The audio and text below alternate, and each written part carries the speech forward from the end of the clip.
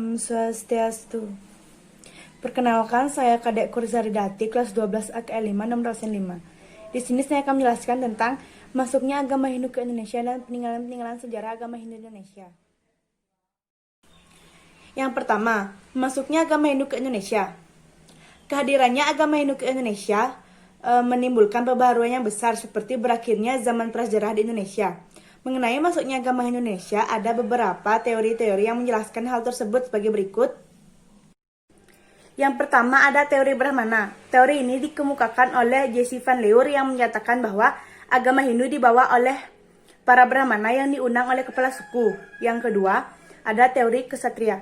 Teori ini dikemukakan oleh Vedika Bose dan C.C. Burke yang menyatakan bahwa agama Hindu dibawa oleh para prajurit India yang ingin menaklukkan Indonesia, kemudian menyebarkan agama Hindu di Indonesia. Yang ketiga ada teori Vaishya. Teori ini dikemukakan oleh N.J. Crom yang menyatakan bahwa agama Hindu dibawa oleh para pedagang atau golongan Vaishya. Yang keempat ada teori Sudra. Teori ini dikemukakan oleh Van Weber yang menyatakan bahwa agama Hindu dibawa oleh orang buangan yang berkasta Sudra atau bekas tawanan perang dari India yang dibawa ke Indonesia. Yang kelima ada teori arus balik. Teori ini menyatakan bahwa orang Nusantara yang berziarah atau belajar ke India kemudian kembali ke Nusantara lalu menyebarkan agama Hindu di Indonesia. Dan teori ini dikemukakan oleh Vedika Bose. Yang kedua, peninggalan sejarah agama Hindu Indonesia. Zaman prasejarah tidak meninggalkan bukti berupa tulisan, namun juga meninggalkan benda-benda atau alat hasil dari kebudayaan mereka, seperti kapak genggam, Sumatera Lit, kapak lonjong, alat serpih, alat dari tanah liat, bangunan megalitik, neka dari perunggu, mata panah, dan lain sebagai berikut. Selain itu, peninggalan sejarah di Indonesia sebagai berikut. Yang pertama, Kutai. Kutai terletak di Pulau Kalimantan Timur yang berkembang pada tahun keempat Masehi, yang berkembang kerajaan yang bernama Kutai yang dipimpin oleh Raja Mulawarman yang diduga anak dari Kudungga. Di Kutai ditemukan 7 buah prasasti yang berbentuk yupa. Yupa adalah tiang batu atau tugu peringatan untuk melaksanakan upacara kurban. Yang kedua, Jawa Barat. Tahun 400 sampai 500 Masehi berdiri kerajaan yang bernama Tarumanegara yang dipimpin oleh raja yang bernama Punawarman. Tarumanegara meninggalkan prasasti seperti Ciarutan, Kebun Kopi, Tugu, dan prasasti Cangal. Prasasti tersebut ditulis dalam huruf Pallawa bahasa Sanskerta yang diubah dalam bentuk syair. Yang ketiga, Jawa Barat. Jawa Barat berdiri kerajaan yang bernama Kerajaan Kaling yang berdiri pada tahun 674 Masehi. Kerajaan ini dipimpin oleh seorang raja perempuan yang bernama Ratu Sima yang terkenal pemerintahnya sangat jujur.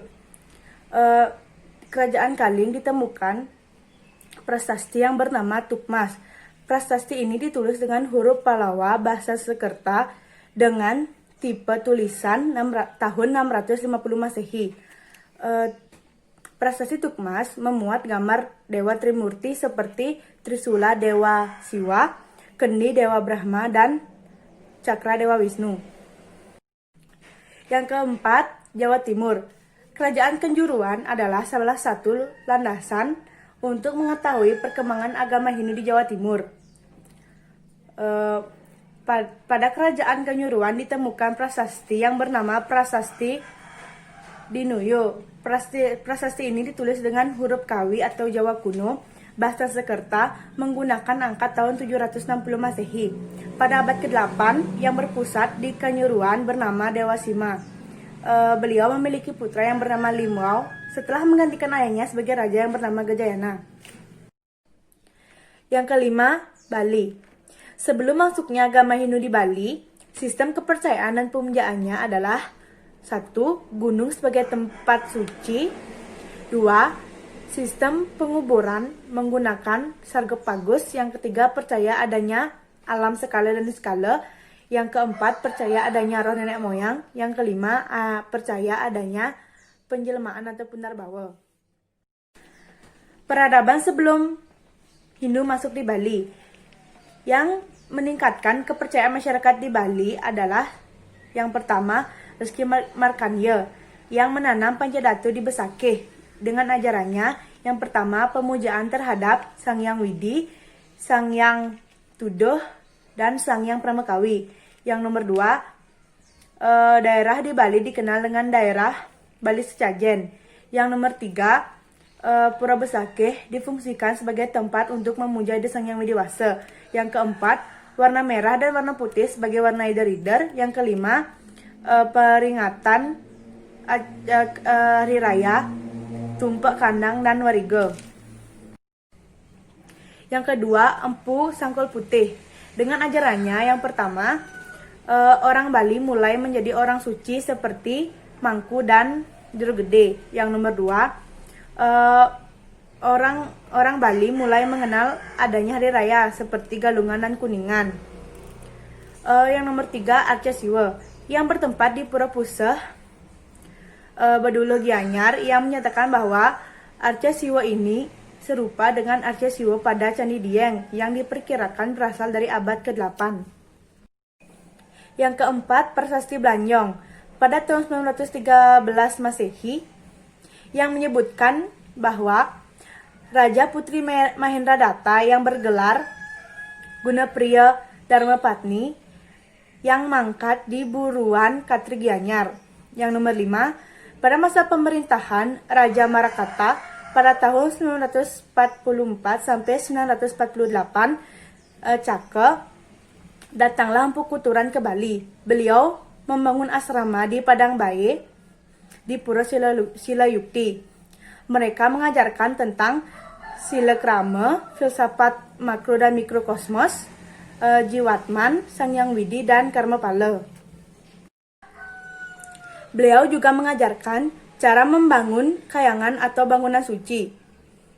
Bangunan suci yang ada sampai sekarang menurut ajaran beliau adalah 1. Sanggah Kemulan, 2. Kayangan 3, Merajan, Dadia, Pemaksan, dan Panti. Yang nomor 6, pada masa pemerintahan dalam Batu Renggong pada tahun 1470 sampai 1550 Masehi, datanglah Dangyang Dwijendra yang melalui Belangbangan, Banyuwangi, menarungi Segara Rupa atau Selat Bali dan sampai di Pulaki. Beliau mengajarkan tentang 1. Dangkayangan, 2. Pelingih Padmasana, 3. Ilmu pemerintah, 4. Ilmu penerangan, dan 5. Ilmu Smaragama. Sekian penjelasan dari saya tutup dengan Prama Santi. Om Santi Santi Santi Santi Om.